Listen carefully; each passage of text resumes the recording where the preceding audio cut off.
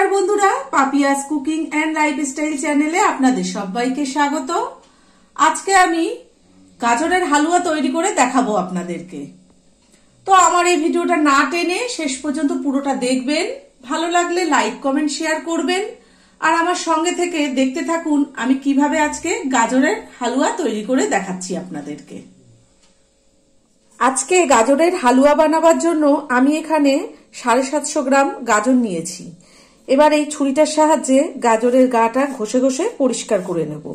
আপনারা বটি দিয়েও করে নিতে পারেন।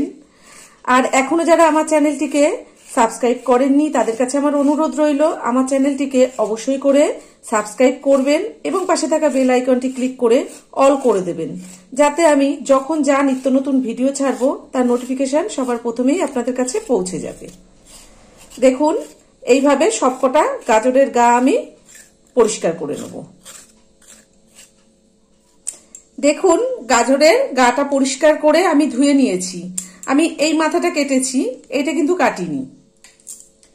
এবার গাজরটা সরিয়ে রেখে একটা থালা আর একটা গ্রেটার নিয়ে নিয়েছি।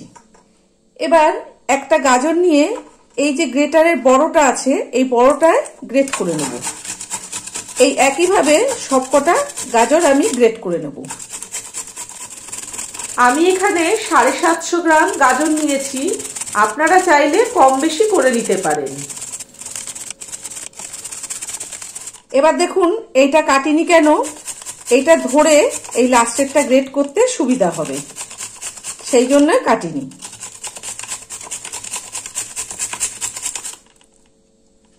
এইটা আবার ফেলে দেব, দিয়ে আবারও একটা গাজর নিয়ে এই একইভাবে গ্রেট করে নেব।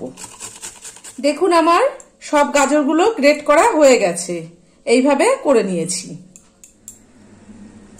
আমি যতক্ষণে গাজরটা গ্রেট করেছি ততক্ষণে দেখুন 1 লিটার দুধ এই পাত্রটাতে বসিয়ে দিয়েছিলাম। দুধটা জাল দিয়ে কিন্তু 1/2 লিটার করে নিয়েছি। কত সুন্দর ঘন হয়েছে দেখুন। এবার দুধটাকে নামিয়ে রেখে গ্যাসে একটা কড়াই বসিয়ে দেব। দুধটাকে নামিয়ে রেখে গ্যাসে কড়াই বসিয়ে দিয়েছি। এবার কড়াইতে আমি এই চামচের 4 চামচ ঘি দেব। ঘিটা জমে গেছে, ঘিটা পড়ছে না। আমি এই গরম কড়াইয়ের গায়ে চামচটা ধরে ঘিটাকে দিয়ে দেব।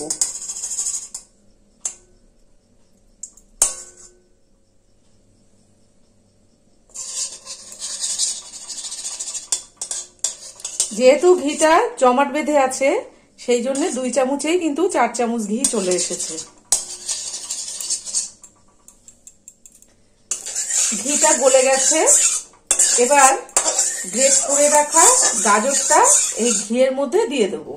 আমি এখানে 4 চামচ ঘি দিলাম।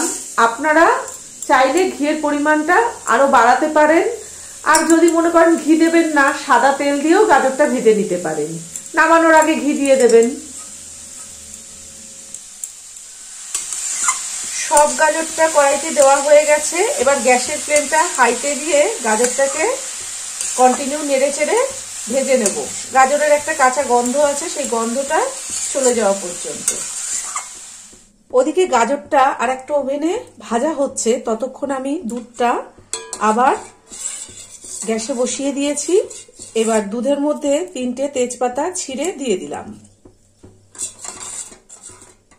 5টা এলাচ থেকে দানা বের করে আধা ভাঙা করে নিয়েছি। দেখুন, এই পর্যায়ে এই এলাচের দানা আর খোসাটাও দিয়ে দিলাম। এবার এই তেজপাতা আর এলাচের খোসার দানাটা ভালোভাবে দুধের মধ্যে মিশিয়ে দিচ্ছি। আপনাদের কাছে যদি এলাচের গুঁড়ো থাকে আপনারা সেটাও দিতে পারেন। এলাচটা এইভাবে আধা ভাঙা করে দিলে এলাচের দানাটা মুখে পড়ে, খেতে বেশি ভালো লাগে। কন্টিনিউ নেড়ে চেড়ে গাজরটাকে আমি ভাজা করে নিয়েছি। অনেকটা কিন্তু রংটা চেঞ্জ হয়ে গেছে আর কমেও গেছে অনেক। গাজরের যে রসটা সেটা অনেকটা শুকিয়ে গেছে। এবার দেখুন, গাজরটাকে আমি এইভাবে একটু সাইডে সরিয়ে দিচ্ছি। কড়াইয়ের মাঝখানটায় একটু ফাঁকা করে নিচ্ছি। আর এখানে আমি 2 চামচ ঘি দিয়ে দিলাম। কিছুটা ভাঙা কাজু আর কিশমিশ ধুয়ে রেখেছিলাম, সেই কাজু কিশমিশটা ঘিয়ের মধ্যে দিয়ে দিলাম। কাজু কিশমিশটা একটু ভেজে নেব। প্রথমে যখন ঘি দিয়েছিলাম তখন আমি ভেজে তুলে রাখতে পারতাম, কিন্তু ধোয়া কাজু কিশমিশ বলে তখন আর ভেজে নিইনি, এখনই এইভাবে একটু ভেজে নিচ্ছি। আর আপনারা যখন রান্নাটা করবেন তখন আপনাদের সুবিধা মতন আপনারা ভেজে নেবেন, আগে থেকে ভেজে তুলে রাখবেন, বা এইভাবেও ভেজে নিতে পারেন। কাজু কিশমিশটা ভাজা হয়ে গেছে, এবার গাজরের সঙ্গে মিশিয়ে দেবো। এবার 50 গ্রাম মতন গুঁড়ো দুধ দিয়ে দেবো। এই গুঁড়ো দুধটা দিলে হালুয়ার স্বাদটা কিন্তু একদমই অন্যরকম হয়, খেতে খুবই ভালো লাগে।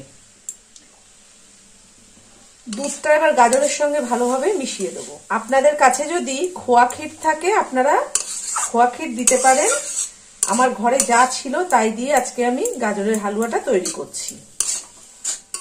এবার আগে থেকে জাল করে রাখা দুধটা দিয়ে দেব।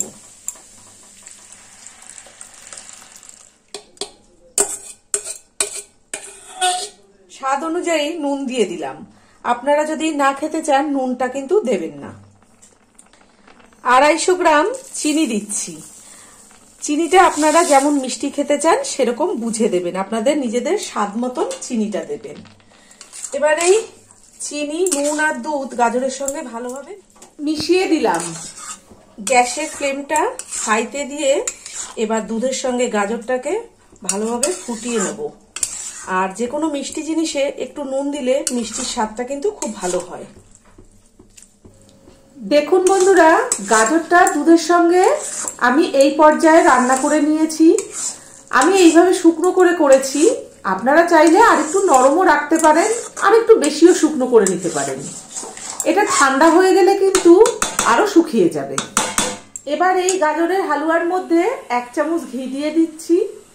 এই লাস্টে নামানোর আগে একটু ঘি দিলে গন্ধটা কিন্তু খুব সুন্দর হয়। আপনারা যদি খেতে চান দেবেন, না খেতে চাইলে দেবেন না, তাতে কোনো অসুবিধা নেই, এর জন্য স্বাদ খারাপ হবে না। আর আমি কিন্তু গ্যাসের ফ্লেমটা হাইতে করে দিয়েই গাজরের সঙ্গে দুধটাকে শুকিয়ে নিয়েছি। এবার গ্যাসটা নিভিয়ে দেব আর হালুয়াটা ঢাকা দিয়ে রাখবো, তারপরে ঠান্ডা হয়ে গেলে পরিবেশন করে আপনাদেরকে দেখাবো। দেখুন বন্ধুরা, আমার গাজরের হালুয়া একদম রেডি করা হয়ে গেছে। আর আজকে আমি যেভাবে গাজরের হালুয়া তৈরি করলাম আপনারা বাড়িতে ঠিক এইভাবেই তৈরি করবেন, করে খাবেন। আশা করি আপনাদের খুব ভালো লাগবে। আর আজকে আমার ভিডিওটা কেমন লেগেছে অবশ্যই কমেন্ট করে জানাবেন। ভালো থাকবেন, সুস্থ থাকবেন, ধন্যবাদ।